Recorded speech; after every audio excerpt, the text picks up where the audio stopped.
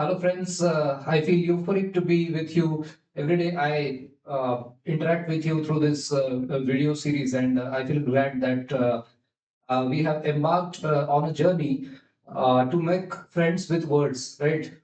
आपण वर्ड्सची फ्रेंडशिप करायला निघालोय या जर्नीवरती आणि या व्हिडिओ सिरीज मध्ये we are every day we are able to build a new relationship with words. Isn't it exciting? So it always gives me goosebumps to be to be back with you, to talk to you through this video series.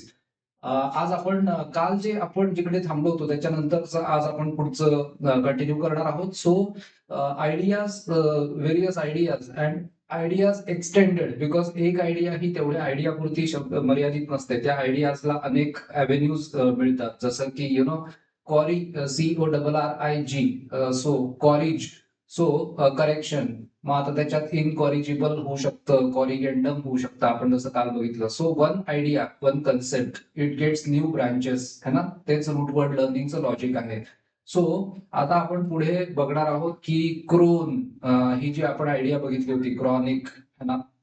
So त्याच्यामध्ये आता आपण वेगवेगळ्या अजून काही branches काय काय येतात, आज आपल्याला कुठल्या टाइप्सचे वर्ड्स एक्सप्लोर करायला मिळणार आहेत, हे आज आपल्याला सगळं बघायचं आहे. So without any further ado, let's begin. Let's not waste time. Let's make haste into this, because sometimes making haste is good.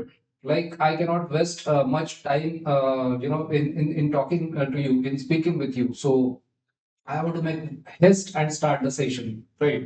So let's begin. आज आपल्याकडे आहे, today we have, okay. So let's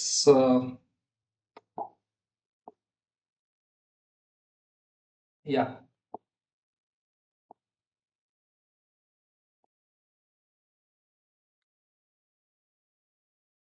All right. So we have number one. Do you understand the words? Do you understand the words? Question first. First is, does notoriety, usually come? Usually, सहसा, usually असं घडतं का की notoriety he come to perpetrators? Perpetrators म्हणजे जे गुन्हेगारी वृत्तीचे किंवा गुन्ह्याला चालना देणारे लोक किंवा गुन्हा करणारे लोक, मास मर्डर्स जे असतात त्याला परपेट्रेट करणारे लोक, है ना. सो मास मर्डर्स किंवा एक आपण म्हणतो की खूप लोकांची समजा हत्या, हा जो गुन्हा आहे त्याचे जे परपेट्रेटर्स असतात, तसा गुन्हा करणारे लोक किंवा त्या गुन्ह्याला चालना देणारे लोक असे म्हणता येईल, तर त्यांना आपसुकच ते लोक कुख्यात होतात का? So yes, notoriety comes usually comes to perpetrators of mass murders. Second is the product of a consummately skillful. So काय काय क्वेश्चन काय बघा, इज द प्रॉडक्ट, कशाचा प्रॉडक्ट? कॉन्झ्युमेटली स्किलफुल काउंटरफिटर. काउंटरफिटर म्हणजे जो खोटं काहीतरी करतो, है ना. जसं आपण म्हणतो काउंटरफिट नोट्स. सो 100-500 रुपयाच्या काउंटरफिट नोट्स. सो काउंटरफिटर, काउंटरफिटर म्हणजे जो फसवणूक करतो, खोटं काहीतरी नोटा छापणे वगैरे असे जे प्रकार आहेत, काउंटरफिटर. सो आता हा जो काउंटरफिटर असतो त्याच्याकडे ते कॉन्झ्युमेशन असतं, स्किलफुल असतं, ते आर्ट त्याच्याकडे असतं, तो कॉन्झ्युमेटली स्किलफुल असतो. म्हणजे आपण कॉन्झ्युमेट हा शब्द पॉझिटिव्ह याच्यातही घेऊ शकतो आणि निगेटिव्ह याच्यातही, जसं काल बघितलं. सो ते म्हणतायत की अशा व्यक्तीचं जे प्रॉडक्ट आहे तर likely to be taken as genuine. तर येस, कारण की त्याच्याकडे ते कौशल्य आहे, त्यामुळे अशा माणसाने जे काही प्रोडक्ट एखादं तयार केलं तर लोकांना ते जेन्युइन वाटेल. It is likely to be taken as genuine because the product of a consummately skilful counterfeiter is so excellent that it feels genuine, whereas it is not. So is the product? Yes. Second येणार yes. Third is incorrigibility म्हणजे कोडगेपणा ही quality, negative quality, नकारात्मक गुणधर्म. In a criminal, एखाद्या criminal मध्ये असलेली इनकॉरिजिबिलिटी एक असं sine आहे का, असं लक्षण आहे का, दॅट रिहॅबिलिटेशन, त्याचं पुनर्वसन इज पॉसिबल. म्हणजे त्यांना हे विचारायचंय की एखाद्या गुन्हेगाराचा जो कोडगेपणा आहे, इनकॉरिजिबिलिटी आहे, तर त्याच्यातनं त्याला बाहेर काढता येईल का, त्याचं पुनर्वसन पॉसिबल होऊ शकेल का? तर याचं उत्तर आहे no. Because because incorrigibility in a criminal is often, it is so long standing. It is so long standing that he has gone beyond correction or reform, beyond rehabilitation. त्याच्या पलीकडे तो गेलेला आहे.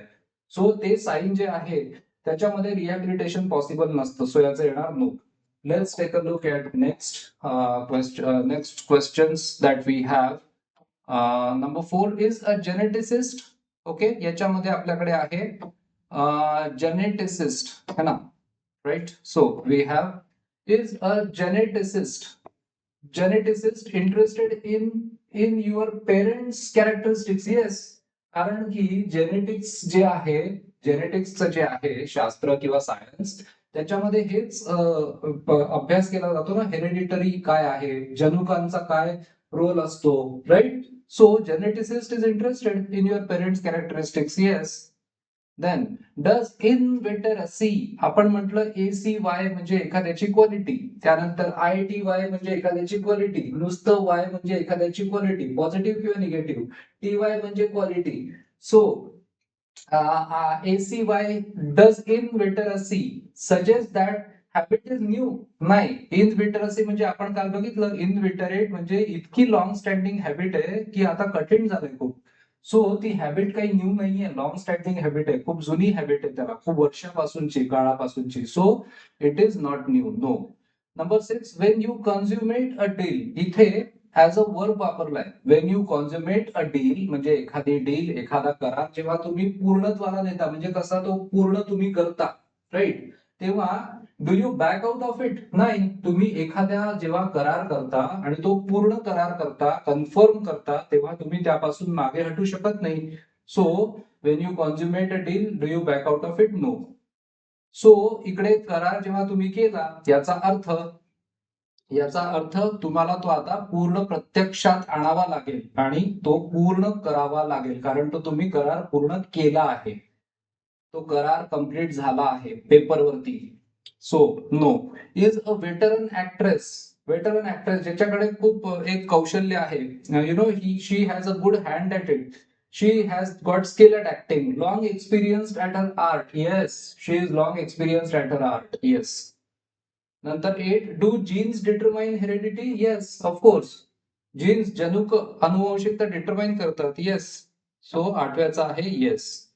Then we have next 9, is a जिनिओलॉजिस्ट. जिनिओलॉजिस्ट, so अनुवंशिकता वगैरे याचा अभ्यास करणारा, interested in your family origins? Yes, of course. Of course.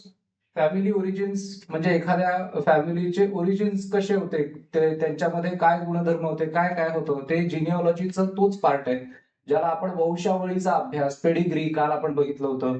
So 9व्याचं येणार येस. 10वं, are the genital organs used in reproduction? Yes, प्रजोत्पादन करण्यासाठी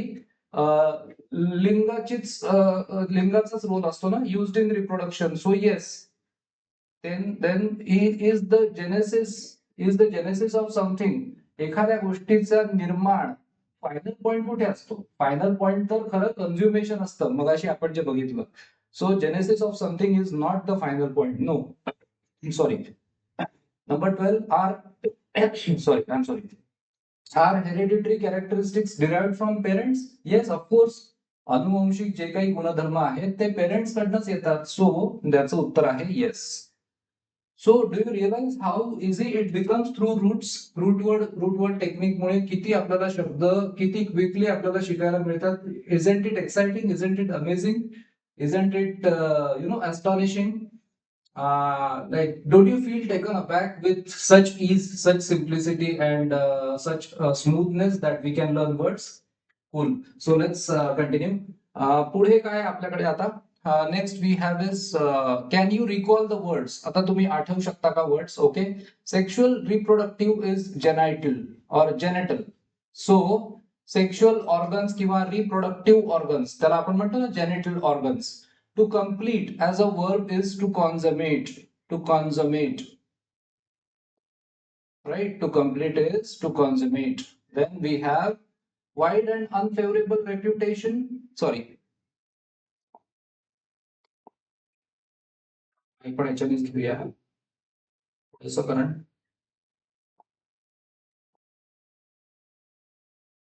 okay, wide and unfavourable reputation. आपण काल बघितला होता याला reputation, नॉटोरिटी, right, नॉटोरिटी,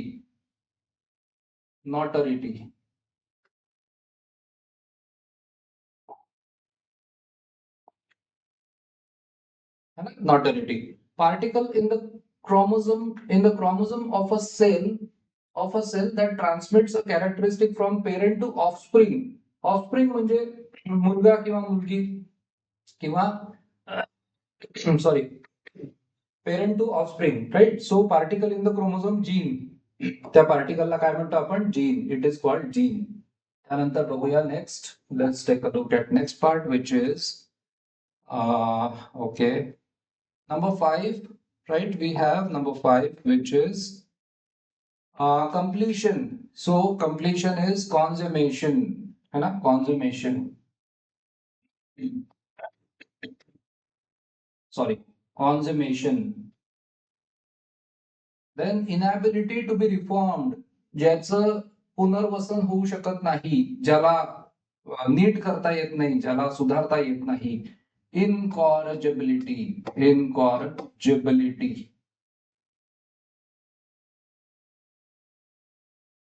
The science that deals with the transmission of characteristics from parents to children, genetics. Referring to a quality or characteristic that is inherited.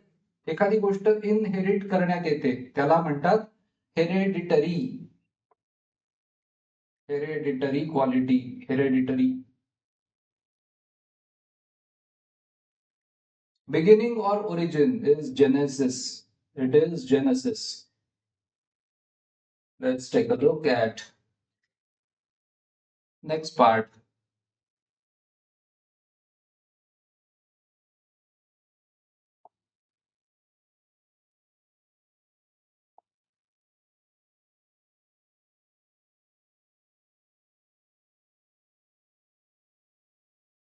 Okay, 10, student of family roots or origins.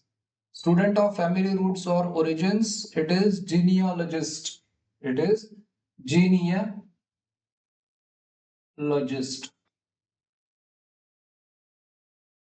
Height of skill or artistry. Consummateness, consummateness, or consumacy, consumacy. So any double S हे एक skill असतं ना, skill किंवा म्हणजे skill म्हणजे quality आहे. So any double S किंवा ACY. Transmitted by heredity, genetic. Quality of a habit that has been established over many years. खूप वर्षांपासूनची जी क्वालिटी एस्टॅब्लिश झाली आहे, क्वालिटी नाही, जी हॅबिट एस्टॅब्लिश झाली आहे त्याची क्वालिटी बघा. जी हॅबिट एस्टॅब्लिश झाली आहे ओव्हर मेनी इयर्स त्या क्वालिटीला काय म्हणतात? सो त्याला म्हणतात इनविटरेटनेस, इनविटरेटनेस किंवा इनविटरसी, इनविटरसी. लक्षात घ्या, क्वालिटी म्हणजे abstract noun. So any double S नी ऍबस्ट्रॅक्ट नाउन येतं, ACY नी ऍबस्ट्रॅक्ट नाउन येतं, ITY नी ऍबस्ट्रॅक्ट नाउन येतं, TY नी येतं, Y नी येतं, राईट. त्यानंतर ऍबस्ट्रॅक्ट नाउन्स मध्ये अजून TION असतं, SION असतं, HHOOD असतं, right. This are the suffixes of abstract nouns. A person long experience at a profession, कुठल्या तरी प्रोफेशन मध्ये जो एक्सपर्ट आहे, आर्ट मध्ये एक्सपर्ट आहे, बिझनेस मध्ये एक्सपर्ट आहे, त्याला म्हणतात veteran, veteran.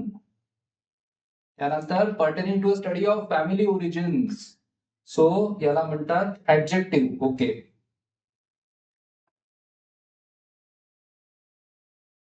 Study of, okay,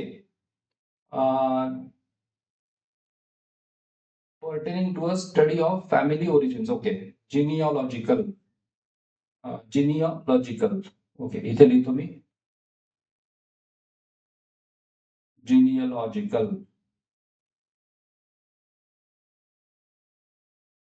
right? Okay, let's move on to next part, which is session 16. Okay, we have now session 16, ज्याच्यामध्ये आपल्याला आपल्याला बघायचंय. We have some new ideas, concepts to study. So session 16 मध्ये आता आहे, पुढे असणार आहे, म्हणजे आधी जे आपण लर्न केलं त्याच आपण पुढे आणखी काही वेगवेगळ्या ब्रँचेस त्याला मिळणार आहेत आणि नवीन शब्द आपल्याला शिकायचे. पहिलं ऑफ टाइम, टाइमशी रिलेटेड आणि प्लेस, जागेशी रिलेटेड. ओके, सो टाइमशी रिलेटेड अनाक्रॉनिझम आणि प्लेसशी रिलेटेड इनकॉन्ग्रुअस. बरं, ओके, बघू आपण पुढे येईल. अ क्रॉनिक लायर म्हणजे खूप ज्याच्यामध्ये खूप जुनाट अशी सवय आहे, खूप दीर्घ काळापासून त्याच्यामध्ये ती सवय आहे. क्रॉनिक इलनेस म्हणजे फार वर्षांपासून, फार काळापासून म्हणता येईल, फार काळापासून, फार वर्षांपासून, फार महिन्यांपासून असलेला असा आजार. सो क्रॉनिक लायर म्हणजे खूप दीर्घ काळापासून त्याला ती सवय आहे. लाईज कॉन्स्टंटली, सतत खोटं बोलणे, again and again and again. A chronic invalid, invalid म्हणजे जो आजारी आहे. क्रॉनिक इनव्हॅलिड म्हणजे जो खूप सिरियसली गंभीर आजारी आहे. इज इल, तो खूप आजारी आहे. Time after time, frequently, repeatedly. The derivation of the word is Greek chronos. Greek एक म्हणजे आपल्याकडे जसं आपल्या इथे जसं हिंदू याच्यामध्ये जसं वेळेची देवता आहे, तशी ग्रीक मायथॉलॉजी मध्ये पण वेळेची देवता आहे, क्रोनॉस, टाइम. सो कालाय तस्मै नमः आपण म्हणतो ना, कालाय तस्मै नमः. सो काळ म्हणजे ग्रीक याच्यामध्ये सुद्धा आपल्यासारखंच chronos, time. The noun form is chronicity. आपण म्हटलं ITY, so noun form is chronicity और क्रनिसिटी.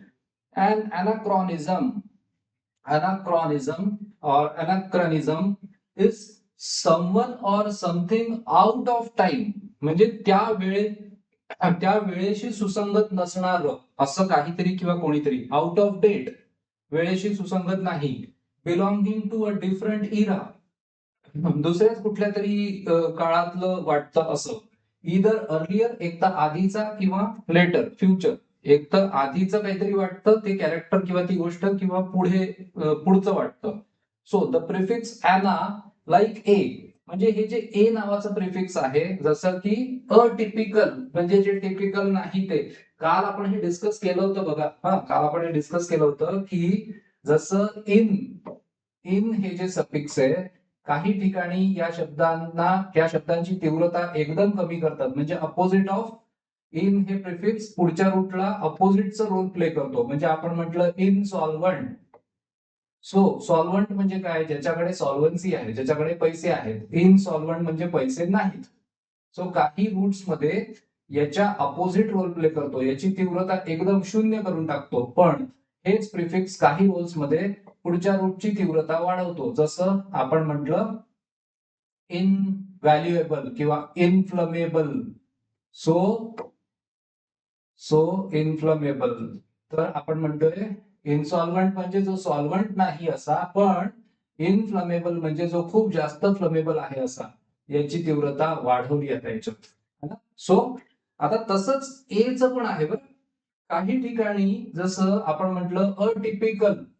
सो अटिपिकल मध्ये टिपिकल नाही असं, म्हणजे इथे हे प्रिफिक्स ए पुढच्याची तीव्रता शून्य करते. पण तुम्ही जेव्हा म्हणणार अफ्रेश, तेव्हा जे फ्रेश नाही असं, चूक. अफ्रेश म्हणजे पुढच्याची तीव्रता वाढवत आहे. राईट. सो ह्या अशा प्रिफिक्सशी रिलेटेड या काही छोटे छोटे जे न्यूआन्सेस आहेत ते एकदा कळायला लागले की आपल्याला लँग्वेज मध्ये आपल्याला आपण एन्जॉय करायला लागतो प्रक्रिया, आणि मग लर्निंग सोपं होतं. सो ते म्हणतात prefix ana, prefix ana like a is negative. So a सारखंच ॲना पण निगेटिव्ह आहे. म्हणजे जसं एका याच्यात ए नी निगेटिव्ह रोल प्ले केला, तसंच ॲना पण निगेटिव्ह रोल प्ले करतो. Let's take a look at next part. पुढे आहे 8. The adjective is anachronous. जसं आपण म्हटलं OUS हे ऍडजेक्टिव्हल सफिक्स आहे. OUS full of anachronism is anachronos, right? Anachronos or anachronistic. Anachronistic. Wander along म्हणजे तुम्ही म्हणता की जर आपण एक फेरफटका मारायचा ठरवलं, 59 स्ट्रीट म्हणजे न्यूयॉर्क मध्ये and central park in Manhattan. Central park जी न्यूयॉर्क मध्ये मॅनहटन मध्ये जे आहे किंवा 59 स्ट्रीट आहे. सम संडे एखाद्या रविवारी आपण गेलो. You will see horse drawn carriages म्हणजे घोडागाडी असलेल्या त्याच्या बग्गी आहेत. विथ टॉप हॅटेड कोचमन, त्याच्यामध्ये ती बग्गी चालवणारा एक कोचमन पण आहे.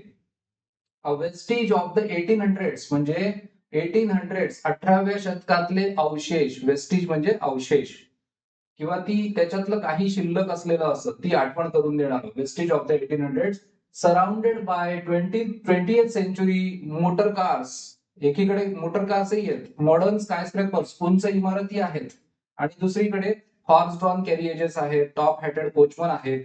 So these romantic vehicles of a bygone era म्हणजे जो काळ निघून गेला आता, 2 शतकं निघून गेली, 3 शतकं झाली, आर अनाक्रॉनस. त्या वेळेला ते सुसंगत नसणारे असे ते है ना, horse drawn carriage, top hat coachman. So read a novel in which a scene is supposedly taking place in the. कुठे एखादं तुम्ही नॉवेल वाचताय त्याच्यामध्ये एक सीन आहे, तो कुठे कुठे घडतोय आणि कधी घडतोय, तर 19th सेंचुरी 19व्या शतकात घडतोय. And see one of the characteristics turning on a TV. So कसं शक्य आहे ना, टीव्ही सेट, त्या काळात टीव्ही सेटच नव्हता. असं जर का झालं तर काय म्हणू आपण, it is anachronism. It is an anachronism. त्यानंतर पुढे बघूया काय. Let's see what we have. Number 9, your friend talks. Your friend talks things. Okay. Your friend talks things, dresses and acts as if he were living in the time of Shakespeare. शेक्सपियरच्या काळात असल्यासारखा एखादा कोणी जर का तुमचा मित्र त्या प्रकारचे कपडे घालत असेल, तसा बोलत असेल, त्याप्रमाणे विचार करत असेल, तर तुम्ही काय म्हणाल, अनाक्रॉनिझम आहे है ना. सो वेळेशी सुसंगत नाहीये. आता काय 2026 चालू आहे आणि तो कधीच 16व्या शतकातलं काहीतरी करतोय. So science fiction. आता हे जे एक जॉनर आहे, सायन्स फिक्शन हे जे एक जॉनर आहे, ते म्हणजे हा जो एक प्रकार आहे लिटरेचर मधला किंवा मूवीज मधला, तो डेलिबरेटली अनाक्रॉनस असतो. म्हणजे सायन्स फिक्शन तुम्ही जर का बघितलं तर ते फिक्शन असतं आणि सायन्सशी रिलेटेड असतं. म्हणजे ते विज्ञानाशी रिलेटेड असतं आणि ते फिक्शन असतं, वैज्ञानिक आणि काल्पनिक असं. सो त्याच्यामध्ये काय असतं, इट डील्स विथ फिनॉमिना, गॅजेटरी. त्याच्यामध्ये असे काही फिनॉमिना दाखवतात, असे काही अशा काही घटना दाखवतात, गॅजेटरी असं काही दाखवतात, असे काही उपकरणं असतात. अकम्प्लिशमेंट फार ऑफ, जे आता अजून खूप दूरची गोष्ट आहे, ती अजून काही झालेलंच नाहीये, तसं साध्य झालेलं नाहीये, असं विज्ञानाने साध्य केलं नाहीये असं एखादं गॅजेटच दाखवतील. Far off possibly in the future. So sci fi याच्यामध्ये सुद्धा अनाक्रॉनिझम खूप असतं.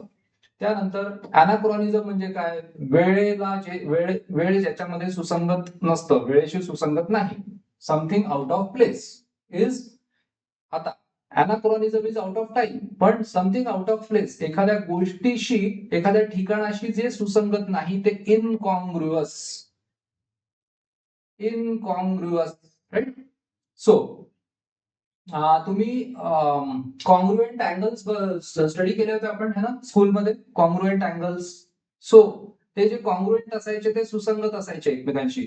सो इनकॉन्ग्रुअस म्हणजे एखाद्या ठिकाणाशी जे सुसंगत नाही ते. A word combining the negative prefix in. Incongruous मध्ये पण इनचा प्रिफिक्सचा रोल आहे negative.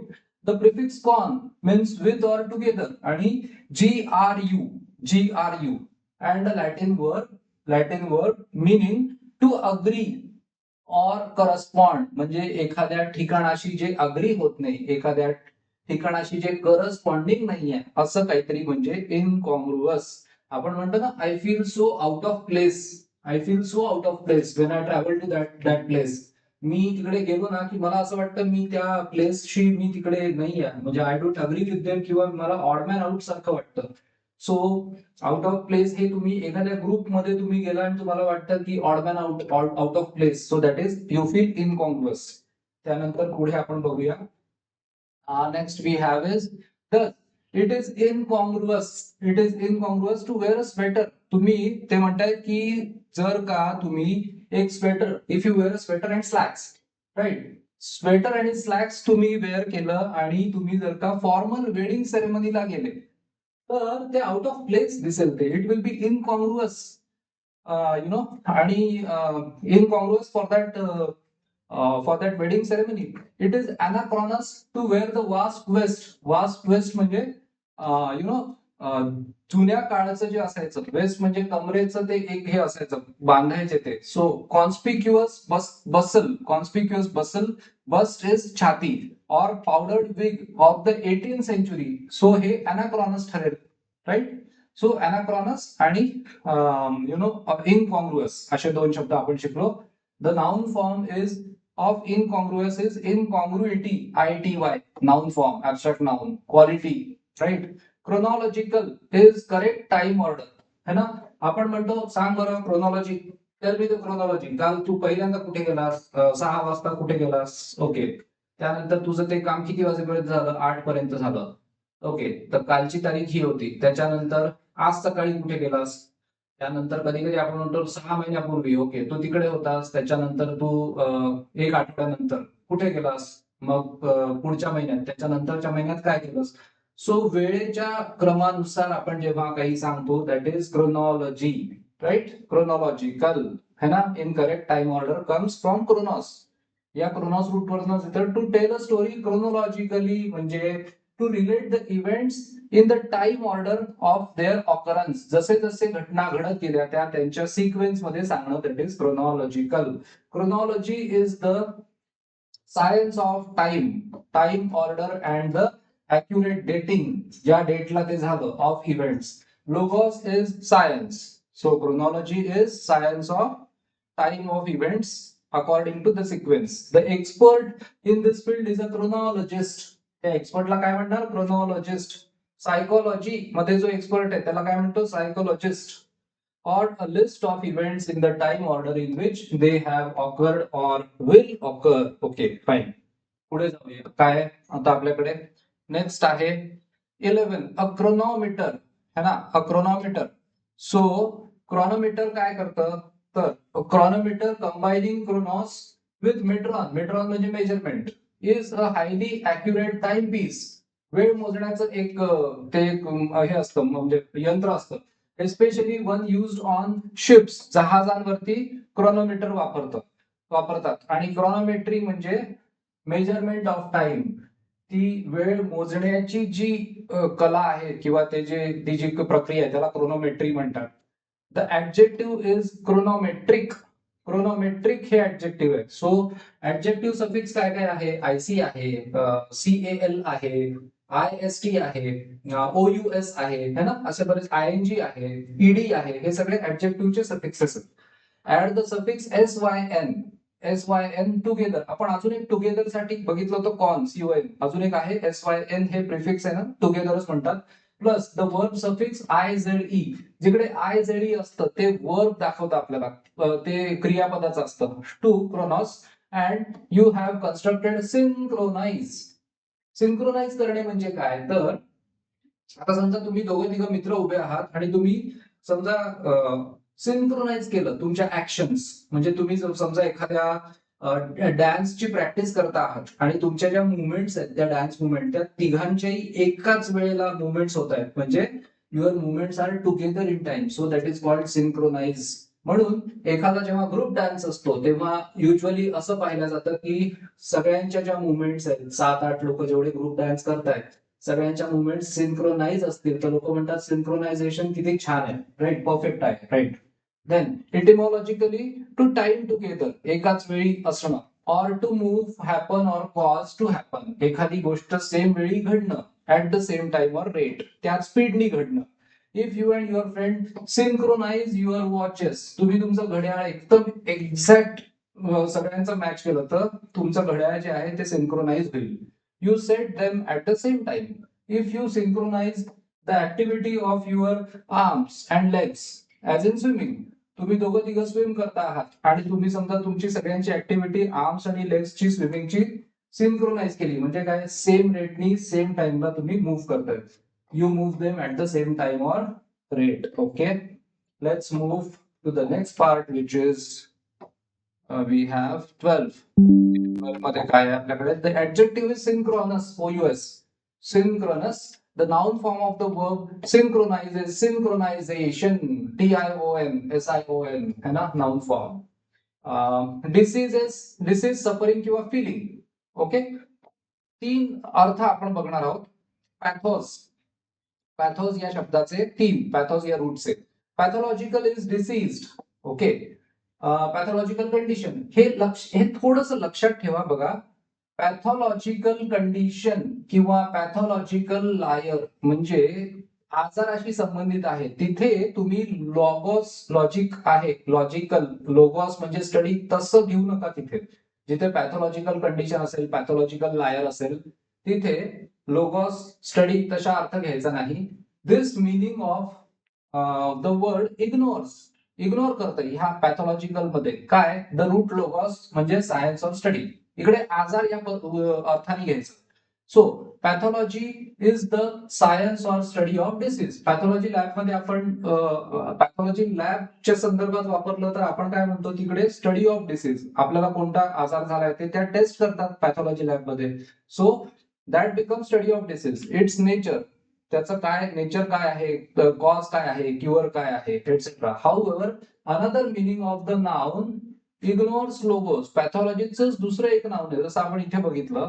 And pathology may be any morbid, म्हणजे एक अगदी खूप नकारात्मक अशा अर्थी, डिसीज्ड आजारी, और ॲबनॉर्मल अनैसर्गिक फिजिकल कंडिशन, आजाराशी संबंधित पण होऊ शकतं पॅथॉलॉजी, और conditions. In short, simply disease as in this case involves so many kinds of pathology. अनेक प्रकारचे पॅथॉलॉजी, अनेक प्रकारचे आजार या केस मध्ये आहेत. that several different specialists are working on it.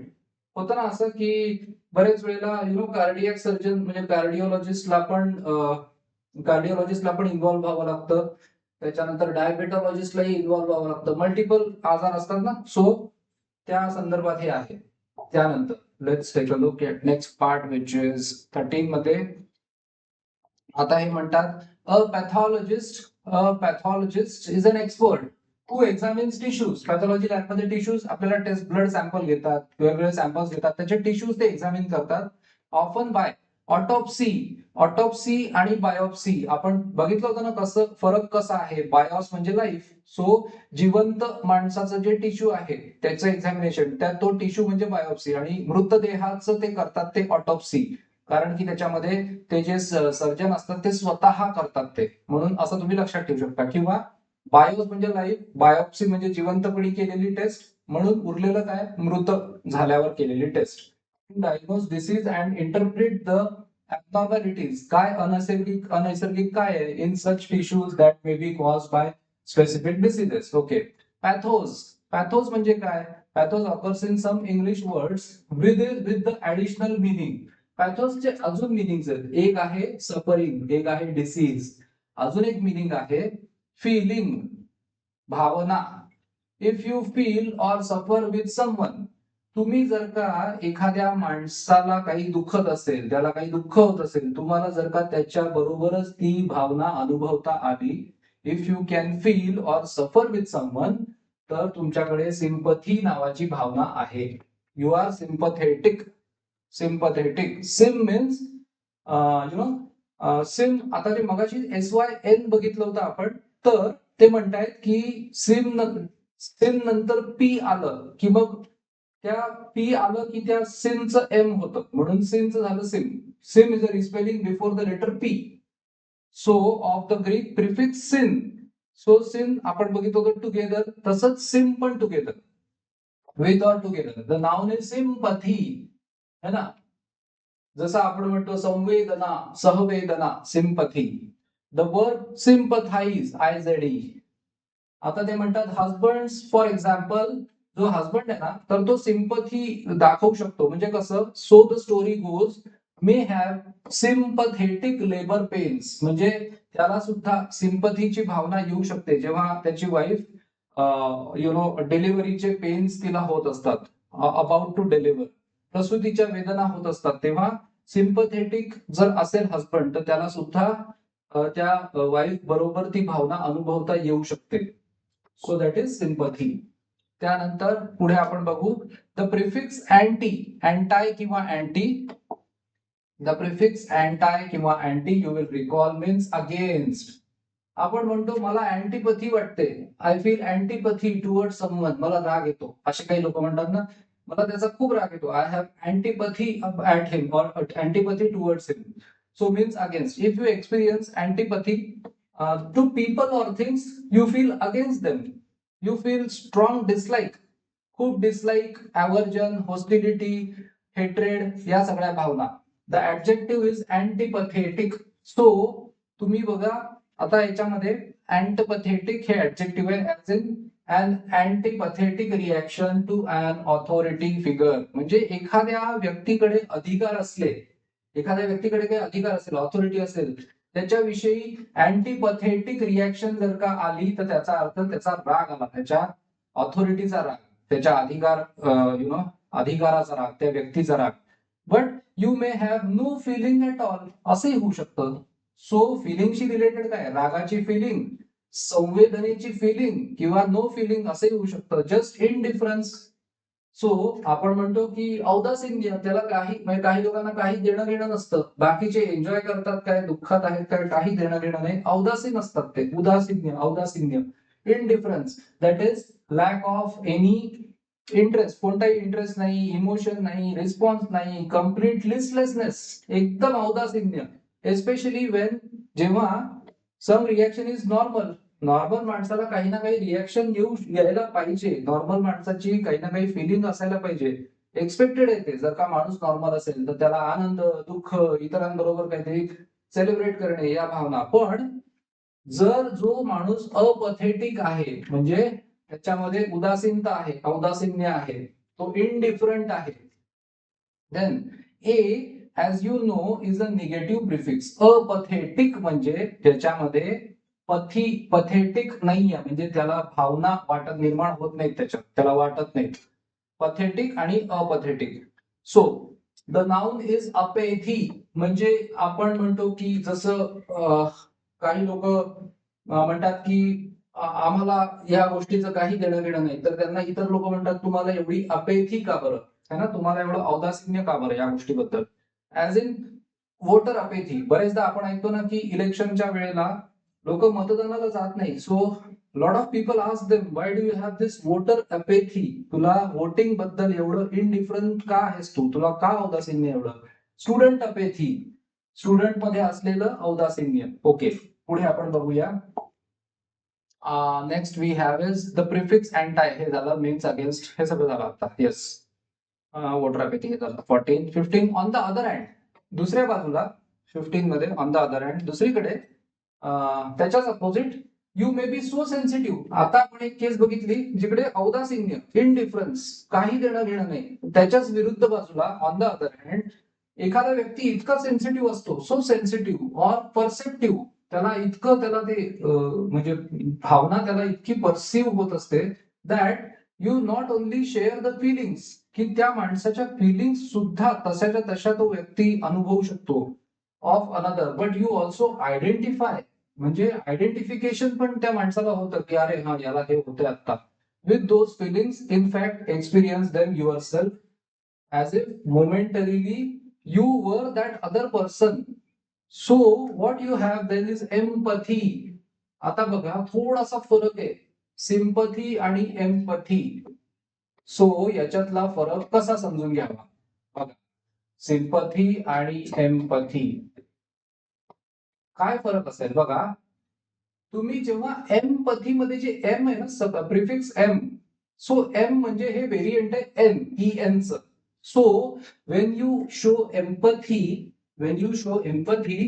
you are literally, you are figuratively, you may say, jumping into another person's shoes.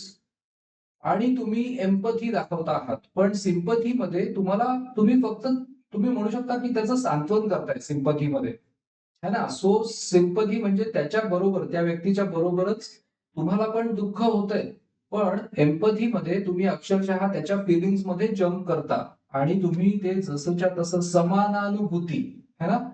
सहानुभूती sympathy आणि एम्पथी इज समानानुभूती. याचं एक्झाम्पल आहे ना खूप सोप्या उदाहरणांनी समजू शकतो आपण. जर का एखाद्याचा ऍक्सिडेंट झाला, ऍक्सिडेंट झाल्यावरती डॉक्टरकडे नेलं.